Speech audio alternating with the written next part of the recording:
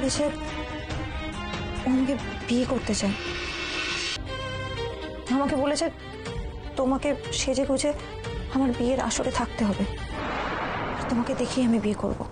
ভোলে বাবা পার করেগা সিরিয়ালের আজকের মহাবিবাহ পর্বের ফুল পর্বটি দেখতে চাইলে চ্যানেলটিকে অবশ্যই লাইক করে সাবস্ক্রাইব করে দিও। ছোটি আন্টি বলে ঝিলকি বেঙ্গালুরু চলে গেল, ওর সাথে যদি আমার একবার দেখা হতো ওকে আমি আটকাতাম, যেতে দিতাম না। সাক্ষ্য বলে ওর যাওয়াটা আমি ক্যান্সেল করে দিয়েছি, আর আমি চাই ঝিল আমার বিয়েতে থাকুক, তাই ওকে আমি আবার ফিরিয়ে নিয়ে এসেছি। ছোটি আন্টি বলে শুধু এই কারণের জন্য তুমি ওর যাওয়াটা ক্যান্সেল করে দিলে? ঝিলের বান্ধবীরা ঝিলের কাছে তার শর্ত জানতে চাইলে ঝিল বলে সাক্ষ্য আমাকে বিয়ে করতে চায়, আমাকে সেজেগুজে তার বিয়ের আসরে থাকতে হবে, আর আমাকে দেখে সে বিয়ে করবে। বান্ধবী বলে এ কি আচরণ, তোকে দেখে বিয়ে করলে কি বিয়েটা বেশি ভালো হবে?